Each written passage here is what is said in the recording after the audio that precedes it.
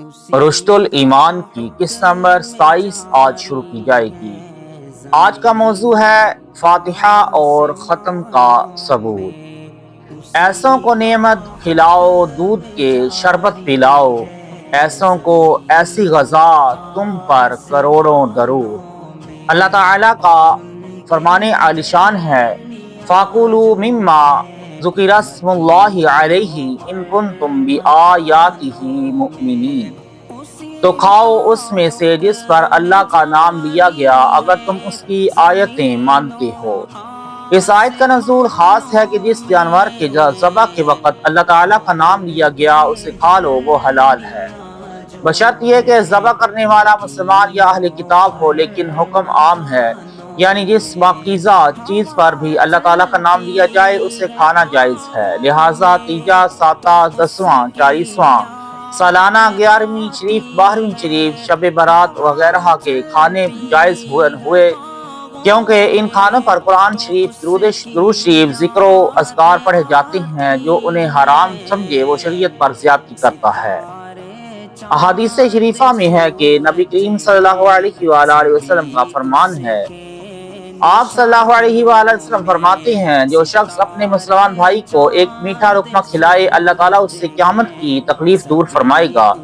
حضرت سعد بن عبادہ رضی اللہ تعالیٰ عنہ سے مروی ہے کہ انہوں نے عرض کیا، یا رسول اللہ صلی اللہ علیہ وآلہ وسلم، سعد یعنی میری والدہ کا انتقال ہو گیا ہے تو ان کے لیے کون سا صدقہ افضل ہے؟ فرمایا پانی۔ تو حضرت سعد رضی اللہ تعالیٰ عنہ نے کنواں کھدوایا اور کہا کہ یہ کنواں سعد کی ماں کے لیے ہے۔ حضرت سعد بن عبادہ رضی اللہ تعالیٰ عنہ کی غیر موجودگی میں ان کی والدہ فوت ہو گئیں تو انہوں نے عرض کیا، یا رسول اللہ صلی اللہ علیہ وآلہ وسلم، میری والدہ کے انتقال ہو گیا اور میں ان کے پاس موجود نہیں تھا، اگر میں ان کی طرف سے کوئی چیز صدقہ کروں تو کیا انہیں اس کا فائدہ ہوگا؟ حضور اقدس صلی اللہ علیہ وآلہ وسلم نے فرمایا ہاں۔ حضرت سعد رضی اللہ تعالیٰ عنہ نے عرض کیا کہ تو میں آپ کو گواہ بناتا ہوں کہ میرا مخراف باغ ان کی طرف سے صدقہ ہے۔ معلوم ہوا کہ صدقہ و خیرات دنیا اور نیاز پر جسے ایثار ثواب کرنا ہو اس کا نام لینے سے وہ چیز حرام نہیں ہوتی، جیسا کہ حضرت سعد رضی اللہ تعالیٰ عنہ نے کنویں اور باغ پر اپنی ماں کا نام لیا۔ حضور اکرم صلی اللہ علیہ وآلہ وسلم نے فرمایا، بے شک صدقہ والوں سے قبروں کی گرمی کو بچاتا ہے۔ رحمت عالم صلی اللہ علیہ وآلہ وسلم نے ارشاد فرمایا، الحمد شریف سورہ میں ہر بیماری سے شفا ہے۔ جس نے قل هو اللہ احد سورت ایک بار پڑھی گویا اس نے تیسرا حصہ قرآن پڑھ لیا۔ ہر ختم پر کم از کم 3 مرتبہ قل هو اللہ احد سورت پڑھی جاتی ہے، جس سے پورے ختم قرآن کا ثواب ملتا ہے۔ جب بندہ قرآن ختم کرے تو اس کو کہ ختم قرآن کے وقت 60,000 فرشتے اس کی بخشش کی دعا کرتے ہیں۔ ایسے ہی آگے ہے، ہر ختم قرآن کے وقت دعا قبول ہوتی ہے۔ جو شخص قبروں کے پاس سے گزرا اور قل هو اللہ احد سورت 11 بار پڑھی، پھر اس کا ثواب مردوں کو بخشا تو اس بخشنے والے کو مردوں کی تعداد کے برابر اجر و ثواب ملے گا۔ آگے فرماتے ہیں مصنف، جو شخص قبرستان جائے اور سورہ فاتحہ اور قل هو اللہ احد اور الحاقم التکاثر پڑھ کر عرض کرے، اے اللہ تعالیٰ، جو کچھ میں نے تیرے کلام سے پڑھا اس کا ثواب میں نے قبروں والوں مسلمان مردوں اور عورتوں کو بخشا تو وہ قبر والے تمام مسلمان اللہ تعالیٰ کی بارگاہ میں اس کے لیے شفیع بنتے ہیں، یعنی سفارش کر کے جنت میں لے جاتے ہیں۔ اسماعیل دہلوی دیوبندی نے تقویۃ الایمان میں نبی اکرم صلی اللہ علیہ وآلہ وسلم کو شفیع وجہ ماننے والے کو مشرک لکھا، یہاں سارے قبروں والوں شفیع بن رہے ہیں۔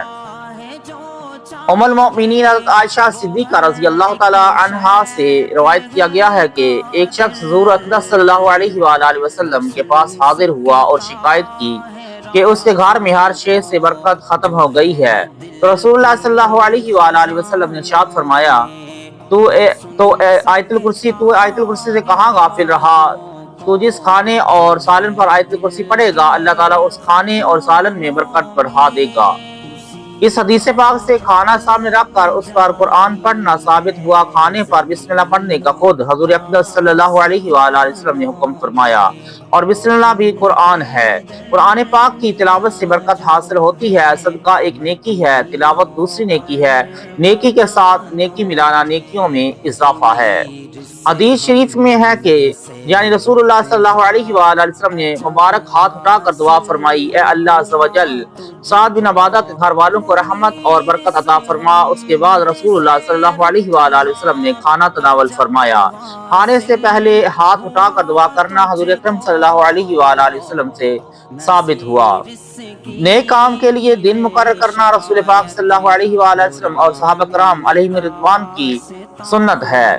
نبی کریم صلی اللہ علیہ وآلہ وسلم ہر ہفتہ کے روز کبھی پیدل اور کبھی سوار ہو کر مسجد قباء میں تشریف لے جاتے تھے، اور حضرت عبداللہ بن عمر رضی اللہ تعالی عنہ بھی ایسا ہی کرتے تھے۔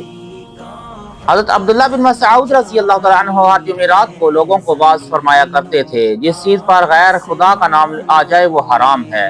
قرآن پاک میں ہے کہ وما اہل بہ لغیر اللہ، جس چیز پر اللہ تعالیٰ کے غیر کا نام لیا جائے وہ حرام ہے، لہٰذا تیجا، ساتہ، 40واں، 11ویں، 12ویں کے ختم کا کھانا حرام ہے۔ اس کے جواب میں مصنف فرماتے ہیں اہل احلال سے ہے، جس کا معنی ہے آواز بلند کرنا۔ ذبح کے وقت آواز بلند کرنے کو بھی احلال کہتے ہیں۔ آیت کے اس حصے کا مفہوم یہ ہے کہ جو جانور غیر خدا کا نام لے کر ذبح کیا گیا اس کا کھانا حرام ہے۔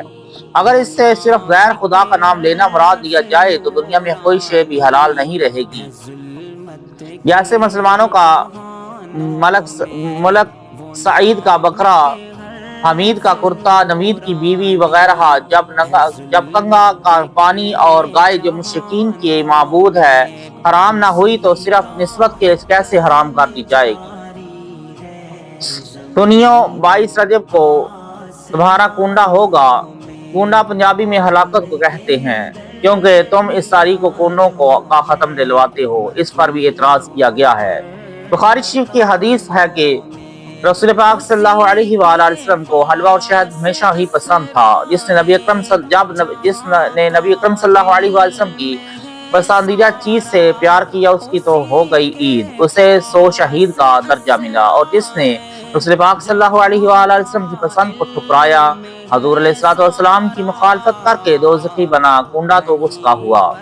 اور حدیث شریف میں ہے کہ جو شخص کسی مسلمان کا جائز طریقے سے دل خوش کرے، اس خوشی کا اللہ تعالیٰ ایک فرشتہ پیدا فرماتا ہے جو موت، قبر، حشر، پل صراط پر تکلیف سے بچا کر اسے جنت میں داخل کرے گا۔ حلوہ کھلا کر مسلمانوں کا دل خوش کرنے والے کی نجات کا سامان بن گیا، اس کی تو ہو گئی عید۔ اور جو خود بھی غمگین ہوا، ساتھیوں کو بھی غمگین رکھا، پاکیزہ طیب کھانوں کو حرام کہہ کر خدا اور رسول جل جلالہ و صلی اللہ علیہ وآلہ وسلم کا مخالف ہوا، کنڈا اس کا ہوا۔